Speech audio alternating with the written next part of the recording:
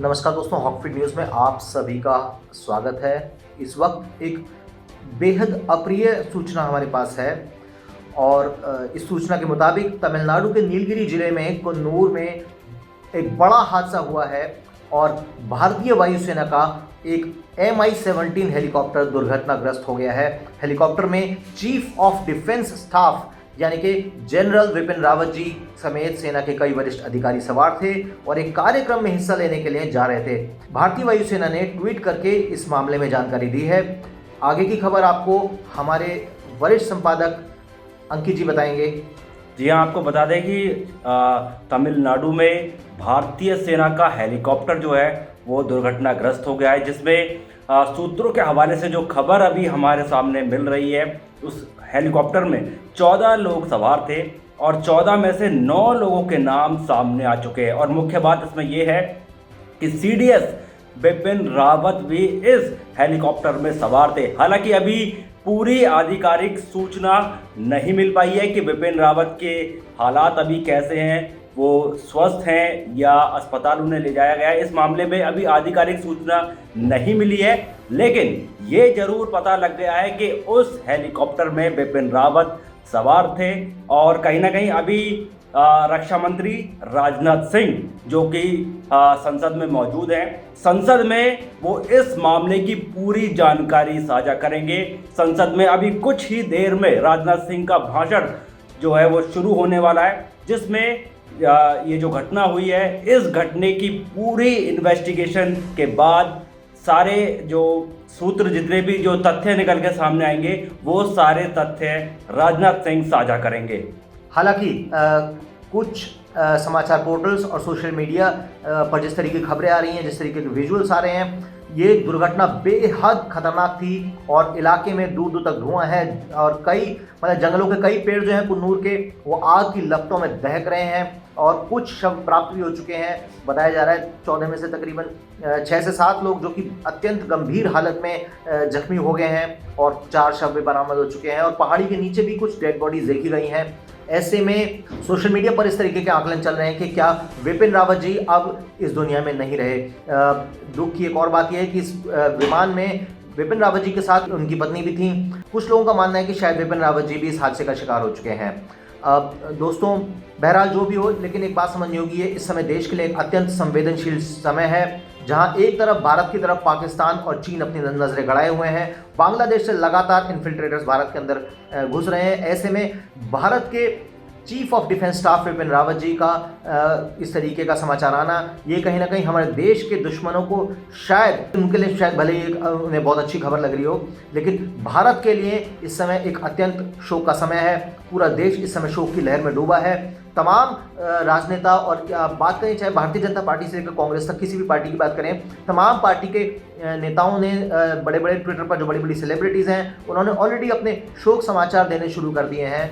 ये इस समय एक मैं कह नहीं पा रहा हूँ, बात करते समय मेरे भी हाथ कांप रहे हैं। एक अत्यंत दुख का समय है और यदि विपिन रावत जी को कुछ होता है तो ये देश के लिए अत्यंत बड़ी क्षति होगी। दोस्तों, मैं चाहता हूँ आप सभी लोग कमेंट में विपिन रावत जी के स्वास्थ्य के लिए कामनाएं करें और बस ये प्रार्थना करें कि विपिन रावत जी बच जाएं और जो लोग इस हादसे में शहीद हुए हैं उन सभी को भावभीनी श्रद्धांजलि। सबके परिवार को हम सांत्वनाएं देना चाहते हैं। दोस्तों, आप भी कमेंट में सांत्वनाएं दे सकते हैं। अब ऐसा माना जा रहा है कि ख़राब मौसम के कारण ये हेलीकॉप्टर जो है क्रैश हुआ है और कुन्नूर के घने जंगलों में ये हादसा हुआ है। और जिन जंगलों में हादसा हुआ है वहाँ पे माना जाता है कि वहाँ पर काफ़ी नमी क्षेत्र के अंदर पाई जाती है। तो ऐसे में हेलीकॉप्टर का क्रैश हो जाना एक बात थोड़ी सी संदेहास्पद लगती है, क्योंकि Mi-17 कोई मामूली हेलीकॉप्टर नहीं है।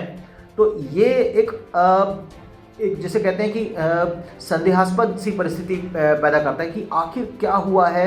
हालांकि तमाम डिटेल्स जो हैं इस विषय से संबंधित वो सामने आती रहेंगी, हम भी आप तक सारे अपडेट्स लेके आते रहेंगे। फिलहाल जो 9 नाम जो हैं जो सामने आए हैं, वो नाम हम आपको बताना चाहते हैं कि सीडीएस विपिन रावत के अलावा वो कौन से और नाम हैं जिनकी अभी खबर मिल रही है। आपको बता दें कि सीडीएस विपिन रावत के अलावा Mrs Madhulika Rawat, brigadier LS Lidder, lieutenant colonel Hajinder Singh, NK Jitendra Kumar और विवेक कुमार, बी साई तेजा और HAV सतपाल, ये नाम अभी तक निकलकर सामने आए हैं। ये वो लोग हैं जो कि इस हेलीकॉप्टर में सवार थे और कहीं ना कहीं ये जो दुर्घटना हुई है, इस दुर्घटना के चपेट में आ गए हैं। तो इन सभी के लिए पूरा देश जो है वो कामना कर रहा है कि ये इन्हें कोई हानि ज़्यादा ना पहुंची हो, ये जल्द से जल्द स्वस्थ हो जाएं, इसी की कामना पूरा देश कर रहा है। और इस मामले की आधिकारिक पुष्टि अभी नहीं हुई है कि कितने लोग इसमें घायल हुए हैं और कितने लोगों इसमें शहीद हुए हैं। इस मामले की अभी तक कोई आधिकारिक जो जानकारी है वो सामने नहीं आ पाई है। आधिकारिक जानकारी जानने के लिए आप हमारे साथ बने रहिए और साथ के साथ आप संसद टीवी पर भी नजर डालिए, जहां पर राजनाथ सिंह इस मामले की पुख्ता जानकारी साझा करने वाले हैं। वहीं CDS बिपिन रावत की बात करें तो CDS बिपिन रावत इससे पहले थल सेना के अध्यक्ष रहे। थल सेना के अध्यक्ष जब वो थे तो उनके नाम से ही पाकिस्तान समेत चीन थर थर कांपता था। जब आपको याद होगा कि पाकिस्तान ने उरी में अटैक किया था, उसके बाद भारतीय सेना पाकिस्तान में घुसकर सर्जिकल स्ट्राइक करके आई थी।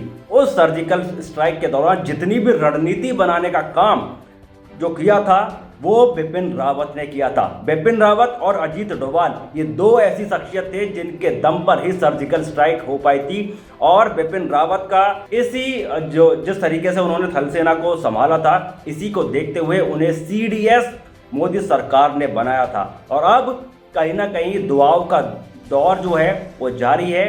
हर कोई यही चाहता है कि बिपिन रावत इस दुर्घटना के चपेट में ना आए हों, वो जल्दी से जल्द स्वस्थ हो जाएं, यही पूरा देश कामना कर रहा है। विपिन रावत जी का आपको बता दें कि विपिन रावत जी का जन्म 1958 में उत्तराखंड के पौड़ी गढ़वाल में हुआ था। उनके पिताजी जनरल लक्ष्मण सिंह रावत भी इंडियन आर्मी के जनरल रहे हैं एक समय पे। तो विपिन रावत जी का पूरा परिवार ही शुरू से कहते हैं कि देशभक्ति से उत्प्रोत था, सदा भारतीय सेना की सेवा में लगा रहा कई पीढ़ियों से।